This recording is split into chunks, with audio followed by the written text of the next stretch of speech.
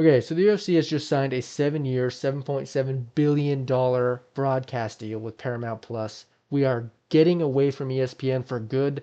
We're getting away from the pay-per-view model. Maybe not completely, as I'll get into that later. But 2026 is going to mark a new era for the UFC, away from the garbage streaming platform that is ESPN, that has cost me so many good moments of UFC action over the years. Because I'm one of the assholes on earth that doesn't pirate pay-per-views. I buy them myself, which is stupid of me. But I really thought ESPN and not pirating them in general would be more reliable and less glitchy. ESPN has proven to me that that's not the case. It's extremely glitchy, extremely unreliable, and I'm very glad we're getting away from that. What I didn't expect from this was Paramount Plus. I really thought it was going to go to Netflix. Dana White has been saying in post-fight interviews for an amount of time now that if you're stupid if you don't have Netflix. Everybody should have Netflix. Just get Netflix. You're dumb if you don't have Netflix. He's been saying that a lot, so I really thought we were leaning towards Netflix. Maybe that was the case. Maybe we were leaning towards Netflix. We, as in me and the guys in charge of the UFC. And that just didn't end up happening. My thought process is because of that $7.7 billion figure, Paramount Plus swooped in with the big numbers and took the UFC. And now they're the home of the UFC, which to me is awesome because I already have a Paramount Plus membership. So I'm fucking in. And it's only $8 a month. It's an incredible price for the product that we're getting. ESPN costed annually $1,080 a year for pay-per-views and such. This one supposedly will only be $150. That is a huge price decrease, which as a fan who actually buys this shit is an amazing thing to see. I'm very excited to see how this goes in 2026. What it does leave is a lot of questions. What is going to be the model for paying fighters that are on the top of the cards, such as UFC champions or anybody getting that would have gotten pay-per-view points in the past? We have no idea what they're going to do with that. Are they going to get paid a lot less? Are they just going to get paid a little bit equally to everybody else? How are we going to know who's the bigger draw? Probably just by live streams and social media status, but it's going to be harder to tell. It's going to be harder to know who to pay out and when. It's going to be a lot easier for the UFC to just not pay fighters, is what I think is going to happen. In theory, the fighters will get paid more because of this, but I don't see that really happening. Also, I see the UFC declining in overall quality. I don't think that this deal and having pay-per-views be not completely obsolete and getting this much money from this deal is going to help the quality of the UFC. And I think that this is a serious hint of that. I think the UFC planning to expand the UFC Apex to hold additional fans is a bad look overall for the quality of cards coming up. If we're going to the Apex and we're relying on the Apex, and there's no thought process of getting out of the Apex completely at all, they really like the Apex. What's stopping the UFC from making just shit, just garbage cards for the entire year, and then just kind of living off that $1 billion a year that they're getting from Paramount? I don't really think there is anything stopping them from that.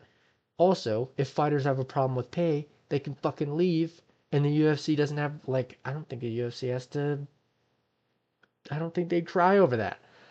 So, it makes me think the UFC has a ton more power when it comes to their ability to be corrupt. They can be a lot more corrupt with this new deal, I think.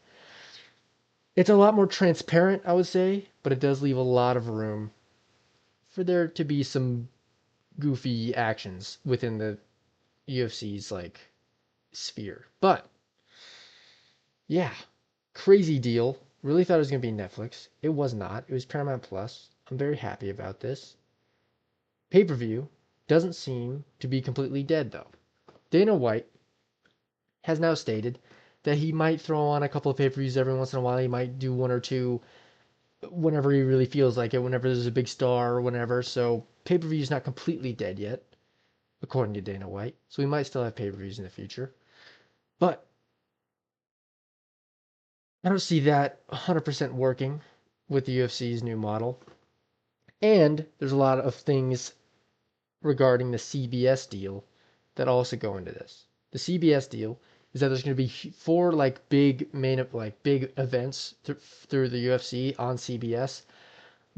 Dana's quoted in saying this, four big events. So they're going to stack those cards a lot. So we at least get four really good events a year.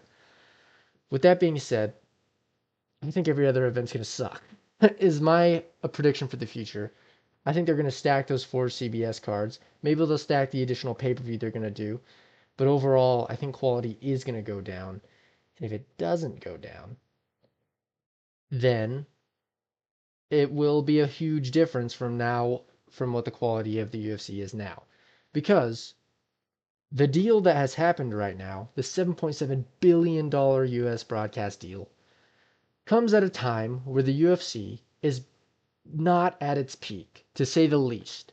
I would say the UFC is not near its peak. I'd say it's near its lowest depth.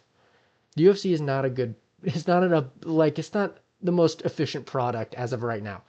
There's a lot of people that are very upset, including me, with the quality of UFC cards as of right now. They've all been kind of mid. Every single one has been kind of mid. So to me, in order for the UFC to recover from this mid cycle that they're in, I think they need to pay way more attention to the quality of fights and the fighters, obviously. That's the only way to improve it. But I think that this deal is going to hinder that, if anything. I don't think it's going to succeed in making it making it so they have more, I guess, more time or something to focus on quality of cards. I think they've already made it clear that they don't really give a shit about the quality of their cards anymore. They're willing to expand the Apex. They're willing to go back to that. We're not going to get more crowded arenas, I don't think, or crowded like fight night cards or anything. I think it's overall pointing to the quality of the product going down, which as a fan is not very good. I'm glad it's way cheaper. I'm very glad it's way cheaper, but the quality is, I'm predicting it's going to go down, or at least continue to stagnate as as it's been doing in the past. But the non-pay-per-view model is going to help the UFC in general due to pirating and due to the lack of star power within the UFC. There's not a lot of stars in the UFC right now. We have Pereira, but he's coming off a loss, which really sucks. I think they really wanted Pereira to win. Obviously, they did. We also have Ilya, but other than that, we had O'Malley, I guess, and he wasn't really a star. Ilya is really the guy right now, but he's not. We don't have a McGregor level star. We don't have these insane freak stars. John Jones just left. We don't have any superstars. So relying on people to pay for pay-per-view was a bad idea and was getting to the point where it was a sinking ship no matter what. So getting out of that was a great play by the UFC, considering star power. What was I going to say? I remembered. Pirating. There's no way the UFC can be pirated off of now for pay-per-view sales. So there's no way to lose any revenue there, which is a very big asset. And what it also does is bring a lot of eyes to the UFC. Eyes that were pirating everything are now going to be drawn to the actual product. And overall, I think that'll boost revenue. And it'll solve that big problem, which this whole deal solves both that part of the star problem and the pirating problem very efficiently. So it was a great move, in my opinion, as of right now. But we'll see how it goes. We'll see how it ends up. I think that the cards are going to get worse, which maybe will affect their bottom line. I doubt it after this deal. This is an insane amount of money that they're just going to be able to sit on. And really, there's going to be no pressure on them whatsoever. So we'll see what happens with that. But overall, I think this is a positive for now. I'm obviously happy about not having to spend as much money. And yeah, I'm just excited to see what happens. I'm very glad ESPN is dead. I don't like ESPN at all. So its death makes me happy. So I think that's about it. That's my thoughts on this whole deal and this whole big conglomerate that is going on right now. And I will see you soon.